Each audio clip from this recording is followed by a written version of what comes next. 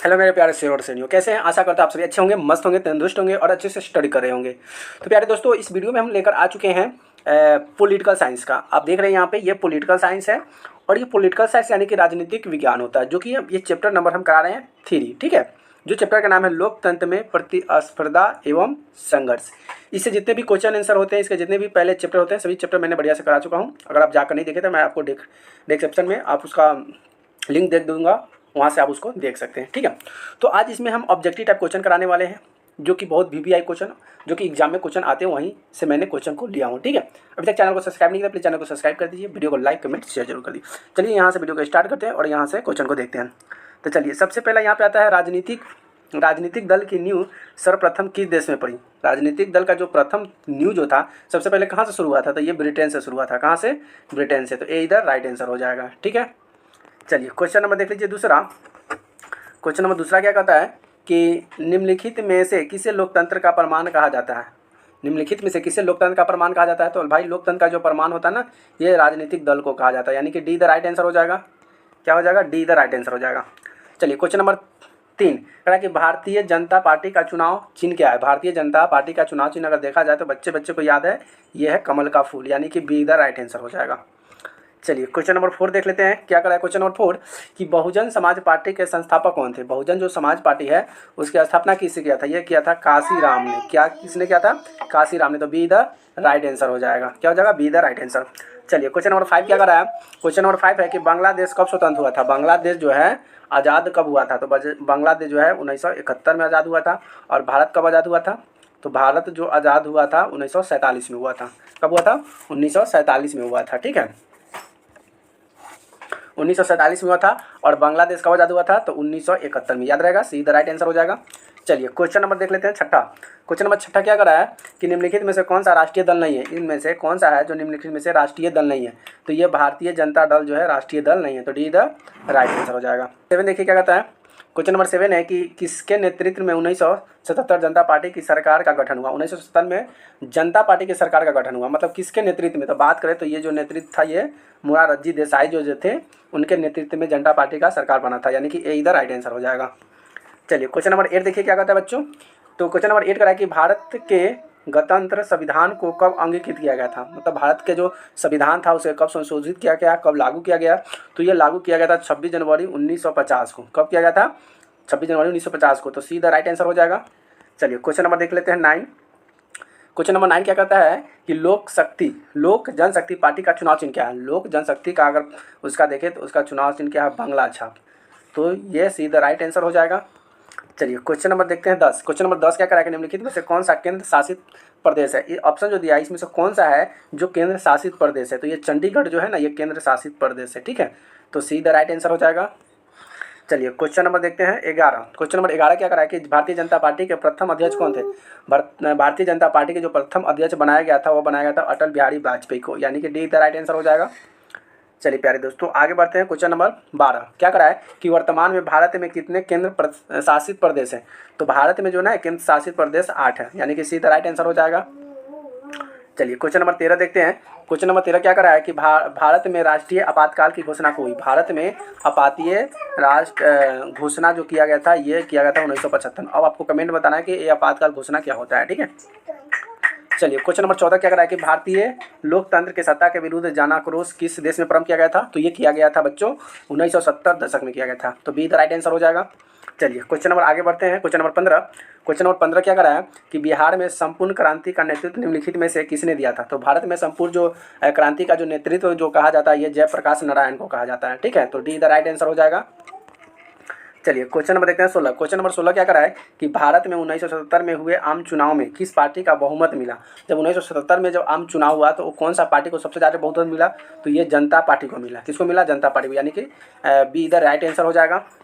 चलिए question number 17 देखते हैं। क्वेश्चन नंबर 17 क्या करा है कि वर्ष 1975 में भारतीय जनता पार्टी किस लिए जाना जाता है? भारतीय राजनीतिक जो है किस लिए जाना जाता है? तो ये जाना जाता है देश के अंदर आपातकाल लागू करना था, इसलिए वो जाना जाता है, लेकिन सी द राइट आंसर हो जाएगा।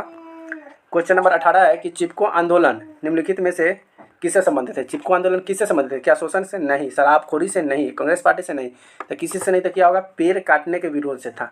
जब वहाँ पे पेड़ काटना शुरू हुआ तो वहाँ का स्थायी जो निवासी लोग थे पेड़ में जाकर चिपक जाए और पेड़ को काटने से मना कर रहे थे, इसलिए वहाँ पे चिपको आंदोलन कहा जाता है। चलिए क्वेश्चन नंबर देखते हैं 19। क्वेश्चन नंबर 19 क्या करा है कि दलित पैंथर्स कार्यक्रम में निम्नलिखित में से कौन सा संबंधित नहीं है? तो ये जाति प्रथा का उन्मूलन जो है इस प्रथा से दलित प्रथा से संबंधित नहीं है, तो ये इधर राइट आंसर हो जाएगा। चलिए क्वेश्चन नंबर देखते हैं 20। क्वेश्चन नंबर 20 क्या करा है कि ताड़ी विरोधी आंदोलन। ये भाई ये ताड़ी विरोधी क्या होता है? तो ताड़ी विरोधी आंदोलन जो है निम्नलिखित में प्रांत से शुरू किया गया था। तो ताड़ी विरोधन जो है ये आंदोलन शुरू किया गया था आंध्र प्रदेश से, ठीक है, तो सी द राइट आंसर हो जाएगा। चलिए क्वेश्चन नंबर अगला बढ़ते हैं। Question number 21। क्वेश्चन नंबर 21 क्या करा है कि नर्मदा घाटी योजना किस राज्यों से संबंधित है? नर्मदा घाटी योजना जो है किस राज्य से संबंधित है? तो ये जो है गुजरात, महाराष्ट्र और मध्य प्रदेश, यानी कि डी इधर राइट आंसर हो जाएगा। चलिए क्वेश्चन नंबर आगे बढ़ते हैं 22। क्वेश्चन नंबर 22 क्या करा है कि निम्नलिखित में से कौन भारतीय किसान यूनियन के नेता थे? निम्नलिखित में कौन सा है जो भारतीय किसान यूनियन के नेता थे? तो बात करें तो ये महेंद्र सिंह टिकैत, महेंद्र जो ठीक है भारतीय किसान यूनियन के, जो अभी फिलहाल में क्या हुआ था दिल्ली में, मतलब 2022 के करीब में ये आंदोलन किया था टिकैत साहब ने। तो ये महेंद्र सिंह टिकैत जो थे भारतीय किसान यूनियन के नेता हैं। चलिए अगला बढ़ते हैं क्वेश्चन नंबर 23। क्वेश्चन नंबर 23 क्या करा है कि सूचना के अधिकार आंदोलन की शुरुआत कहाँ से हुआ था? तो ये शुरुआत जो हुआ था राजस्थान से, यानी कि ए द राइट आंसर हो जाएगा। चलिए क्वेश्चन नंबर 24। क्वेश्चन नंबर 24 क्या करा है कि सूचना के अधिकार संबंधित कानून कब बना था? सूचना के अधिकार कानून जो बना गया था ये कानून बना था 2005 ईस्वी में, यानी कि बी द राइट आंसर हो जाएगा। Question number 25। क्वेश्चन नंबर 25 क्या करा है कि बोलीविया में जन संघर्ष का मुख्य कारण थे? तो मुख्य कारण क्या थे? तो पानी की कीमती में वृद्धि के कारण थे, यानी कि ए द राइट आंसर हो जाएगा। चलिए क्वेश्चन नंबर 26। क्वेश्चन नंबर 26 क्या करा है? क्वेश्चन नंबर 26 कि श्रीलंका कब आज़ाद हुआ था? देखो भाई श्रीलंका भी अंग्रेजों से गुलाम था, तो श्रीलंका जो ये आज़ाद हुआ था 1948 ईस्वी में हुआ था, यानी हम लोग से पहले आज़ाद हो गया था, यानी कि बी द राइट आंसर हो जाएगा। चलिए क्वेश्चन नंबर देखते हैं 27। क्वेश्चन नंबर 27 क्या करा है कि क्वेश्चन नंबर 27 है कि नेपाल में सप्तलीन गठबंधन का मुख्य उद्देश्य क्या था? नेपाल में सप्तदलीय गठबंधन यानी कि 7 दल मिलाकर गठबंधन किया गया था। इसका मुख्य उद्देश्य था कि लोकतंत्र में स्थापना करना। क्या था? लोकतंत्र में स्थापना करना, तो बी इधर राइट आंसर हो जाएगा। चलिए क्वेश्चन नंबर देखते हैं 28। क्वेश्चन नंबर 28 क्या करा कि राजनीतिक दल का आशय है? राजनीतिक दल का आशय क्या है? तो व्यक्तियों के समूह से है, तो सी द राइट आंसर हो जाएगा। चलिए क्वेश्चन नंबर देखते हैं 29। क्वेश्चन नंबर 29 क्या करा है कि निम्नलिखित को कौन प्रमुख उद्देश्य प्राप्त सभी राजनीतिक दलों का होता है? तो ये होता है सत्ता के प्राप्त करना, तो ए इधर राइट आंसर हो जाएगा। क्वेश्चन नंबर 30 देखते हैं। क्वेश्चन नंबर 30 क्या करा है कि निम्नलिखित कौन सा कार्य राजनीतिक दल का नहीं है? निम्नलिखित में से कौन सा कार्य जो राजनीतिक दल का नहीं है? तो यह अफसरों की बहाली का संबंधित, अफसरों का बहाली करना ये राजनीतिक दल से संबंधित नहीं है। नहीं तो बाकी जो है सभी चुनाव करना राजनीतिक से है, सरकार की आलोचना करना राजनीतिक दल से है, आपदा की राहत का प्रकृति कार्य ये राजनीतिक दल से, लेकिन अफसरों की बहाली करना ये राजनीतिक दल से संबंधित नहीं है। चलिए अगला 31 नंबर क्वेश्चन है, देख लीजिए 31 नंबर क्वेश्चन। हाँ 31 नंबर क्वेश्चन क्या करा है, पूरा नहीं आ रहा है, थोड़ा छोटा कर देते हैं, अब आ जाएगा। नहीं आया तो चलिए क्वेश्चन नंबर 31 का निम्नलिखित में से कौन सा विचार लोकतंत्र में राजनीतिक दलों से मेल नहीं खाता है? तो बात करें तो ये देश के विकास और उत्पन्न राजनीतियों से मेल नहीं खाता है, तो सीधा राइट आंसर हो जाएगा। ये ले लीजिए। अगला है क्वेश्चन नंबर 32 कि किस देश में बहुदलीय व्यवस्था नहीं है? किस देश में बहुदलीय व्यवस्था नहीं है? तो ये ब्रिटेन जो में है बहुदलीय व्यवस्था नहीं है, यानी कि डी द राइट आंसर हो जाएगा। चलिए क्वेश्चन नंबर देखते हैं 33। क्वेश्चन नंबर 33 क्या कर रहा है दोस्तों? क्वेश्चन नंबर 33 है कि किसी भी देश में राजनीतिक व्यवस्था के लिए निम्नलिखित क्या आवश्यकता नहीं है? मतलब कोई भी देश में उससे राजनीतिक व्यवस्था अगर लागू करना हो तो क्या जरूरी नहीं हो सकता है, क्या हो सकता है? तो सरकार द्वारा विरोधी दलों का नज़र बंद करना, ये क्या है? नज़र बंद आप करने की आवश्यकता नहीं है, ठीक है, तो डी द राइट आंसर हो जाएगा। Question number 34।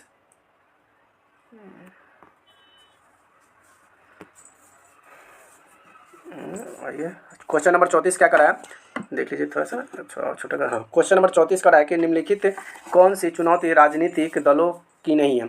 तो अगर इसमें बात करें राजनीतिक दल का नहीं, तो विपरीत सिद्धांत रखने वाले राजनीतिक दलों को गठबंधनों को करना, तो यानी कि डी इधर राइट आंसर हो जाएगा। चलिए क्वेश्चन नंबर 35 क्या करा है? क्वेश्चन नंबर 35 की गठबंधन सरकार बनाने की संभावना किस प्रकार के दलीय व्यवस्था में होती है? तो ये होती है बहुदलीय व्यवस्था में होती है, तो यानी कि सी द राइट आंसर हो जाएगा। क्वेश्चन नंबर देखते हैं 36। तो क्वेश्चन नंबर 36 क्या है? दल बदल कानून निम्नलिखित में से किस पर लागू होता है? दल बदल जो कानून होता है वह किस पर लागू होता है? जल्दी बताइए, दल बदल किस पर लागू होता है? दल बदल कानून किस पर लागू होता है? रोबिन जल्दी बताओ रोबिन। तो ये होता है संसद और विधायकों पर दल बदल कानून होता है। अच्छा लिख देंगे, अभी नया है ना, कल लिख देंगे, ठीक है। तो ये इधर राइट आंसर हो जाएगा।